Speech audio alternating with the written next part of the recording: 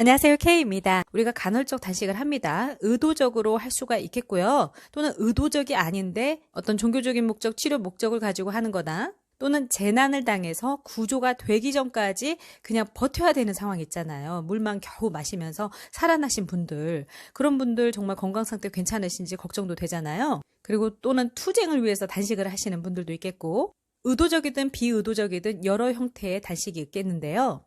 그런 부분들을 좀 생각하시면서 상상하시면서 그러면서 저와 함께 공부하면 좋을 것 같습니다. 장기 단식을 했을 때 우리 인체의 대사를 5단계로 나눠놨는데요. 그 단계를 시간 그리고 일수에 따라서 5단계로 나눠놨습니다. 그 5단계의 첫 번째는 음식 섭취 단계이죠. 두 번째는 섭취 후의 단계인데요. 음식을 다 먹고 이제 단식이 시작되면서 6시간에서 24시간에 이르기까지의 그 대사 과정을 얘기하고 있습니다. 세 번째 단계는 바로 24시간, 하루를 지난 거죠. 이제 일수로 들어가는 겁니다.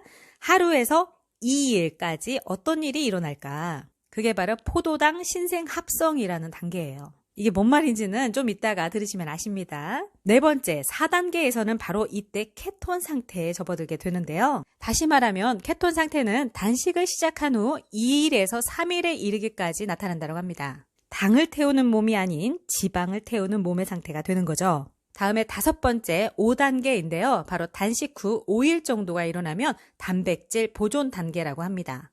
자, 이게 뭔 말인지 하나씩 좀 들여다보겠습니다. 근데 궁금하신 분들만 보셔야 해요. 자칫 지루해질 수가 있습니다. 자, 이것도 좀 상상하면서 좀 들어주세요.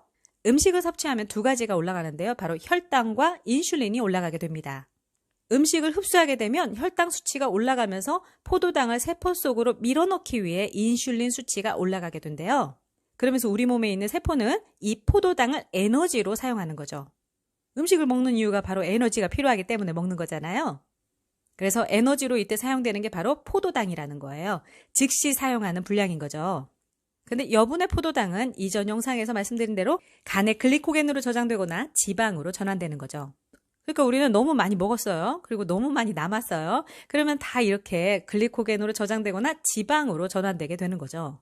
이게 계속 이어지면 살이 찔 수밖에 또 없는 거고요. 단식을 시작하고 6시간에서 24시간에 이르는 두 번째 단계, 바로 흡수 후 단계인데요. 이때는 이 두 가지가 떨어지기 시작합니다. 혈당과 인슐린 수치가 떨어지기 시작하는 거예요. 6시간이 지난 시간부터. 위에 있는 음식물들이 다 이제 비워진 상태겠죠. 자, 그러면서 또 에너지를 공급해 줘야 되잖아요. 우리 몸은 계속해서 에너지를 공급하기 위한 일들을 하거든요. 그래서 이 단계에서는 에너지를 공급하기 위해 간은 글리코겐을 분해하여 포도당을 방출하기 시작한대요. 이때 글리코겐 저장은 약 24에서 36시간 동안 지속된다고 합니다. 3단계, 여기까지가 바로 16대 8, 19대 5, 20대 4, 24시간 또는 1일 1식 그런 단식 동안에 일어나는 일들인 거죠. 그 다음 3단계는 바로 24시간 이후입니다. 단식을 시작한 후 24시간 이후부터 2일에 걸쳐서 어떤 일이 일어나느냐. 이때 글리코겐 저장량이 바닥나게 됩니다. 근데 너무 신기한 것은 간은 포도당 신생합성, 말 그대로 새로운 포도당을 만든다는 의미인데요. 그 과정을 통해서 아미노산으로 새로운 포도당을 만든다고 합니다. 어려우시면 그냥 이야기 듣듯이 들으세요. 이때 당뇨병이 없는 경우 포도당 수치가 떨어지기는 하지만 정상 범위를 유지한다고 합니다. 자, 그 다음에 저도 좀 궁금했던 케톤 상태가 되는데요. 바로 단식을 시작한 후 2일에서 3일에 걸쳐서 일어나는 상태가 바로 이 상태에 들어갑니다. 우리가 이미 공부를 했듯이 인슐린 수치가 낮으면 지방 분해가 촉진된다고 했잖아요. 이제 촉진이 되는 거예요. 에너지 생성을 위한 지방 분해 작용인 건데 지방 분해가 막 촉진되는 거죠. 그래서 이 부분에 좀 긴 설명이 나와요. 근데 그 부분을 다 말씀드리면 여러분도 완전 지루해서 그냥 나가버리시거든요. 그래서 그거는 말씀드리지 않겠습니다. 그래서 여차저차해서 뇌에서 에너지로 사용되는 케톤체를 생성한다고 합니다. 그래서 이렇게 2, 3일이 지나면서 케톤 상태, 바로 지방을 태우는 몸의 상태가 되는 건데요. 당연히 이쯤 되면 여러모로 우리 몸의 부피가 좀 줄어들잖아요. 지방 분해가 촉진되기 때문이죠. 근데 단식 후 4일이 지나면 뇌에서 사용하는 에너지의 약 75%를 케톤이 공급한다고 합니다. 뇌는 1.4kg 정도로 우리 몸에서 굉장히 적은 양을 차지하지만 사실 에너지를 사용하는 것은 가장 많이 사용하는 거잖아요. 근데 케톤이 이거를 공급한다는 거죠. 이쯤 되면. 그래서 이 케톤 상태가 되면 에너지 생성을 위해서 바로 지방 분해가 촉진된다는 거죠. 이때는 인슐린 수치가 아주 낮은 상태가 되는 거고요.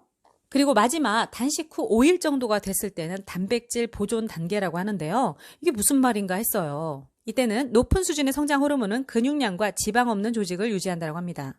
이때는 기본적인 대사를 위한 에너지로 거의 전적으로 지방산과 케톤에 의해 공급된대요. 또 혈당이라는 것은 글리세롤을 사용하는 포도당 신생합성에 의해 유지된다고 하는데요. 이때 아드레날린 수치가 증가해 대사율이 감소하는 것을 방지한다는 거죠.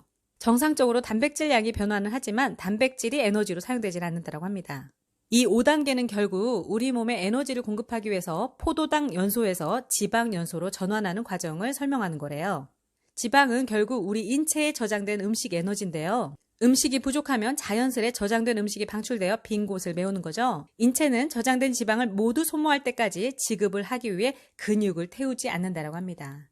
그래서 간헐적 단식을 하더라도 근육이 태워지는 것은 아닌 거예요. 지방 먼저 태운다는 거죠. 근데 초반에 간헐적 단식을 할 때 그때는 수분량이라든가 이런 것들이 좀 많이 더 빠진다고 해요. 그래서 간헐적 단식할 때 좀 빠진 것 같다가 다시 먹고 나면 다 부풀어 오르죠. 그런 것들이 다 아직은 지방을 다 태운 게 아니기 때문인 거죠. 자, 우리가 이 과정에서 명심해야 할 한 가지 사항이 있다고 합니다. 이러한 인체의 메커니즘은 완전히 자연스럽고 정상적이라는 점이래요. 우리의 인체가 굉장히 큰일 난 상태로 간주하지 않는다는 거죠. 이전에도 우리 인류의 진화와 관련해서 말씀드렸다시피 인류 역사에서는 언제나 식량이 부족할 시기가 자연스럽게 발생했고 우리 몸은 이러한 구석기 시대의 삶에 적응하기 위한 메커니즘을 발달시켰다는 거예요. 이 책에서 어떤 분은 그래서 구석기 다이어트 이렇게도 얘기를 하더라고요. 간헐적 단식이 바로 구석기 다이어트가 되는 거예요. 이런 우리 인류의 몸의 메커니즘을 통해서 우리는 하나의 종으로 살아남을 수 있었던 거죠. 영양실조인 경우를 제외하고는 이러한 방식을 활용해도 건강에 부정적인 영향이 오지 않는다는 거예요. 영양실조인 상태에서 단식을 하면 극단적인 단식이 되는 거고요. 그러면 영양실조를 더 유발할 수 있는 거죠. 자, 그래서 이렇게 5단계를 봤을 때 우리 인체는 음식이 들어오지 않는다고 해서 정지된 게 아니라는 거죠. 인체는 정지되지 않고 다만 인체의 연료원이 음식에서 체내 지방으로 바뀔 뿐이라는 거예요. 결국 우리는 음식에서 에너지를 취하지만 음식이 들어오지 않는 단식의 상태에서는 그 에너지가 체내에 있는 지방으로 바뀔 뿐이라는 거죠. 그리고 이렇게 인체가 이런 단식에 적응하기 위해서는 몇 가지 호르몬의 도움을 받는데요. 그게 바로 이전에 말씀드렸던 인슐린, 아드레날린, 성장 호르몬 등인 거죠.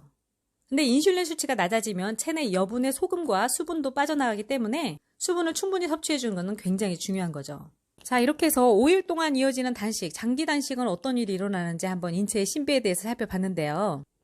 단식은 만병통치약은 아니다. 건강한 식습관은 아주 중요한데요. 이 만복의 상태, 공복의 상태를 잘 조화시키는 거, 이것이 중요하다는 거죠. 현대의학이 마주한 가장 큰 도전은 비만, 제2형 당뇨병, 고혈압, 고콜레스테롤, 지방간과 같은 대사성 질환인데요. 이를 한데 묶어 대사증후군이라고 하죠. 이러한 대사증후군이 하나라도 발생하게 되면 결국 심장질환, 뇌졸중, 암, 조기 사망의 위험이 높아지기 때문에 우리는 대사증후군을 경계할 수밖에 없는 거죠.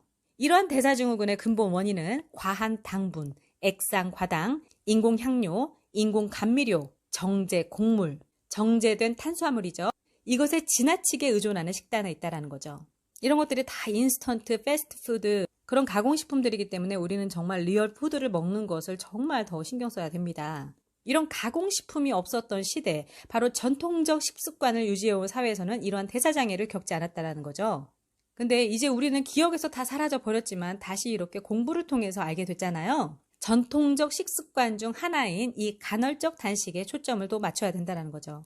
그래서 이제 저는 건강한 식습관이라는 것이 먹는 것만 해당하지 않고 단식, 간헐적 단식을 도입하는 것도 이제 건강한 식습관으로 저는 보고 있거든요.